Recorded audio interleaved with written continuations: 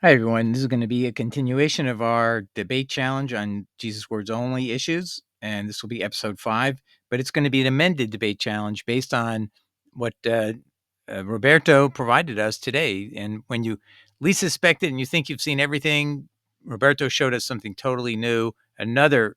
Paul claims a second appearance of Jesus physically on earth, not in a vision, and it was Jesus.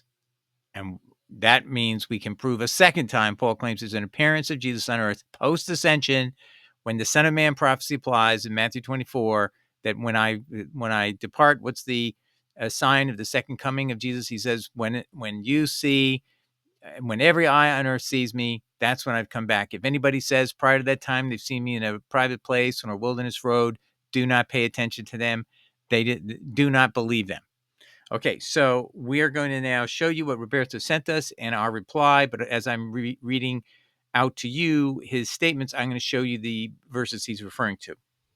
And so what I want is, if you are interested in doing the contest here, which is to try to disprove that Paul's appearance account in Acts 9 does not violate the Son of Man prophecy of Matthew 24, I'm just saying we're amending that to say in Acts 9 and in Acts 23 that Paul in each of these isn't violating separately the Son of Man prophecy of Jesus. That he's claiming Jesus came in the wilderness road outside Damascus. He's claiming that Jesus appeared to him in a physical room, a private room in a barrack or a fortress of the Romans. Okay, so let's delve into the letter from Roberto first. All right, so here's Roberto's letter. This is my screen capture of his description with the video. It was the video episode 4, and so Roberto Salvador 4067 responded, "Hi Doug, just a comment to confirm what you are stating." And I then had to screen capture all of it. So here it is in screen capture. "Hi, Doug. Just a comment to confirm what you're stating. As I already mentioned in the comment section of another video of yours, Jesus' prophetic warning in Matthew 24 about a person, if any man shall say unto you, verse 23, sounds like Jesus was being specific about a certain man claiming such a thing would claim that the Lord appeared to him not only in the wilderness, but also specifically in a chamber, not simply in a private place. In such case, that prophecy was fulfilled in Paul, and not only partially with the desert experience, but completely with the basement of the fortress experience. Because just like the prophecy says, quote, if they shall say unto you, behold, he is in the desert, go not forth. Behold, he is in the secret chambers, de tamion, believe it not. Matthew 24, verse 26, KJV. Let us remember that according to Luke, Paul affirms that the Lord appeared to him, Paul, or stood by him in the basement of the fortress where they protected him from the mob. Okay, now I'm going to read you the verse as he quoted it here. The chief captain commanded the soldiers to bring him into the castle, and the night following, the Lord stood by him. Acts 23:10-11. So just want to pause here and say, Roberto said in the basement of the fortress. Well, that may have come to his mind when you think about a castle and a prisoner's taken to a castle, and in most movies, the person's taken downstairs to a dungeon kind of thing.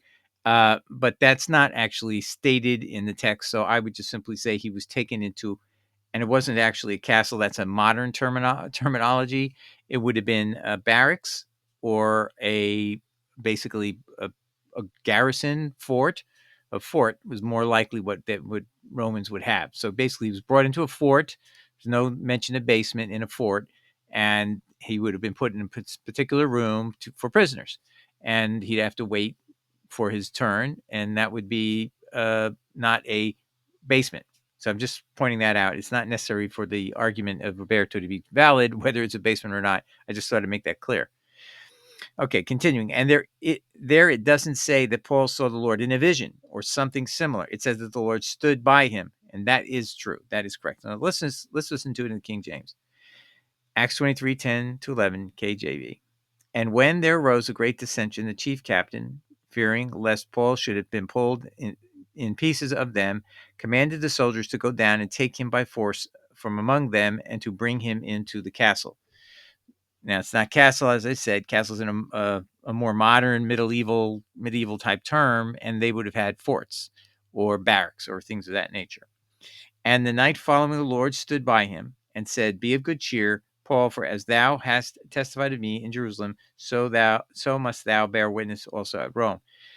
So what Roberto is pointing out here is Paul's not saying this was a vision.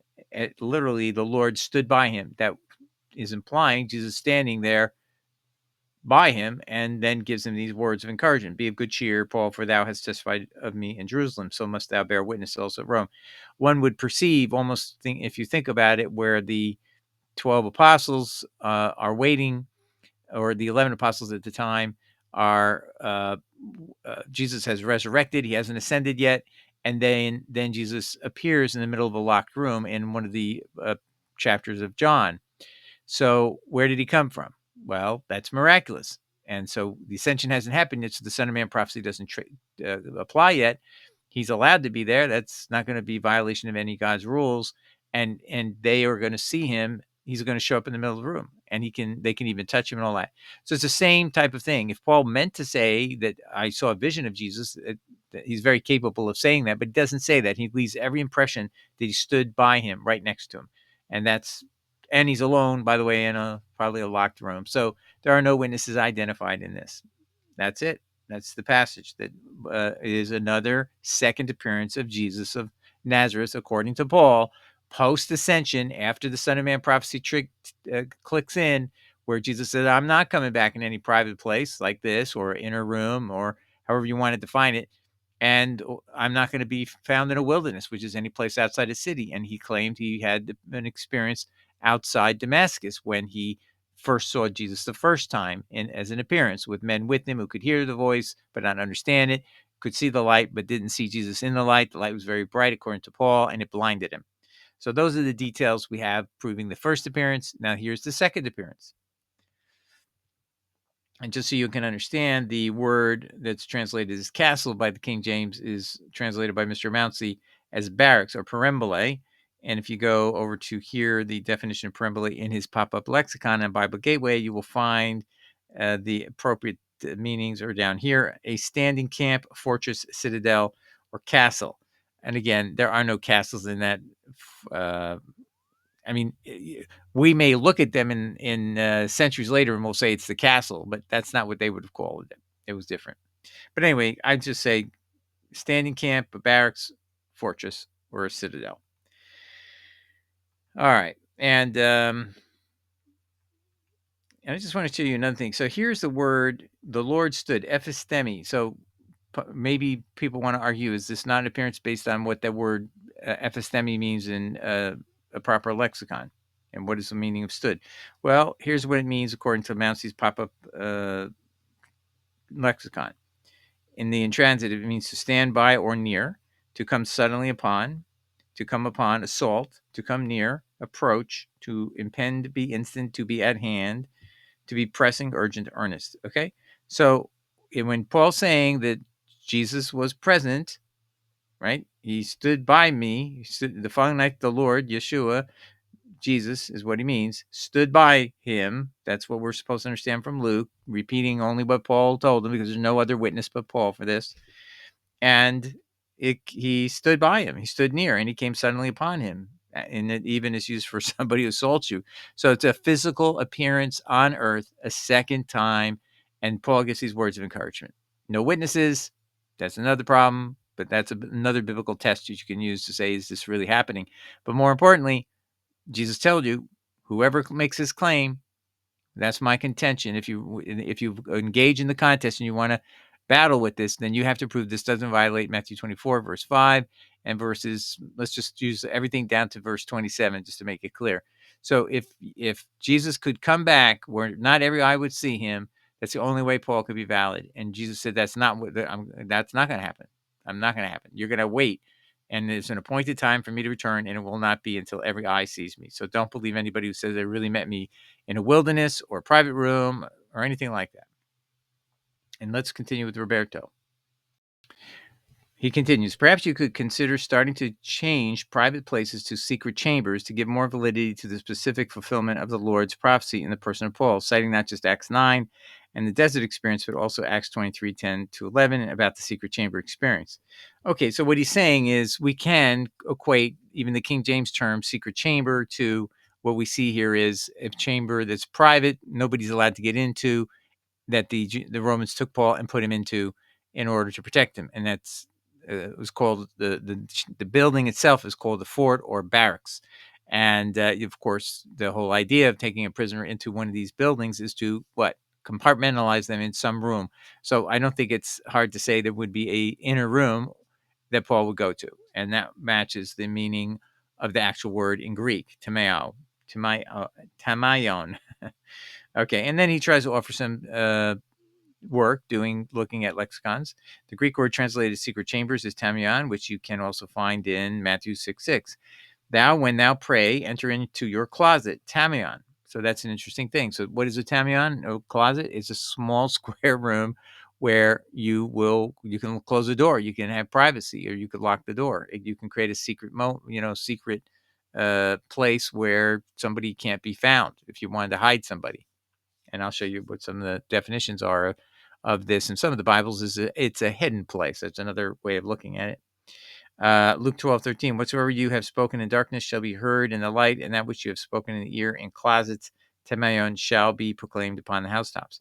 So I don't think Jesus is talking about people talking to people in a closet. I think he means it should have been translated in a small inner room. So that means that's more close, and that actually fits exactly where Paul would have been inside that fortress or barrack in Acts 23, verse 10 to 11. Let's continue. Luke 12:24. Consider the ravens, for they neither sow nor reap, which neither have storehouses, tamion. Okay, so they don't have any place to compartments to put all their storage, their seeds and nuts and all that kind of stuff. They don't have any place like that, but they still are fed. They don't have a barn, and God feeds them anyway. How much more are you better than the fowls? And Roberto continues, as we can see, tamion refers to private rooms and not simply private places. I'm not sure that maybe in Spanish where he's thinking it has a difference, but a private place or a private room would only be different because one would have walls and not. Uh, I could actually argue that you could say a temium would be anywhere that's a private place that others wouldn't see or know about, and that could be even a cave. I mean, who knows? So I don't know that it has to be something that's constructed. All right. So then back to the challenge of the contest here is now I'm going to expand the argument of what issues can satisfy the appearance account. So now we have a second argument, which is based on Acts 23, verse 10 to, let's make sure we have it correct here, 23, 10 to 11. Okay. And then I'm going to contend that when it says the Lord stood by him, Paul is saying he appeared to him and said these words. So do you dispute that, or do you claim this is a vision? Then if it were a vision, why doesn't Paul call it a vision? Why does he say Jesus stood by him? That's something you physically do. He didn't say, I saw him in the sky. I saw him in my brain. I saw him in vision. No, he says he stood by him. He had a second appearance account. Again, another violation of the Son of Man prophecy we contend here. But you now, whoever wants to challenge us, you've got to now fight this second ground on the issue of appearance. So I just want you to know I think I'm going to have to redo everything and amend it, but get to those who want to get ready to be prepared. This is what I want you also to prepare on, the argument of Roberto and looking at Acts 23:10, because I think it's just as valid an argument of the second claim of appearance by Jesus on earth after the ascension, when he said the Son of Man prophecy would prohibit him coming back to earth to be seen by anyone in a private place or in a wilderness area. Okay. Now let's see if I have anything else. I think that's it. So I trust this will help everyone who's interested in debating me by the methods we've discussed, where you have to do a video.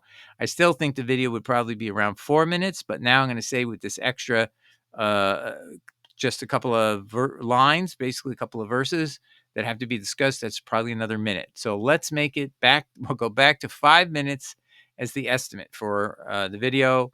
I'll do a recap video, but now anybody who's getting prepared for it can look at what we've already done, what we've already showed you from 2 episodes ago of the scriptural assessments. Did a great job. Just take a look at that. Plug this in, Acts 23, is it 23, 24? I think 23, verse 10 to 11. Just plug that in, is another appearance contention by ourselves. and then try to defeat these claims that we're making here at this channel. If you can, that's great. Make your best effort, make a video and send it to me. And then we'll set up a contest online using this place called Launchpad 6. It's a contest service that does a very neutral contest, and they don't get involved in who's right and who's wrong. They just help us have people submit votes via email, and we've talked about that in our prior first episode.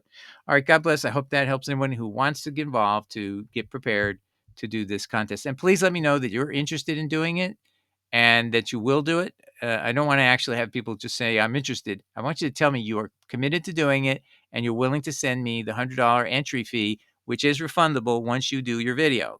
So that's my little pressure over you to get your video done. But at least it keeps the debate fair and honest, and people aren't just going to tell me they're going to debate and they're not going to put their money where their mouth is.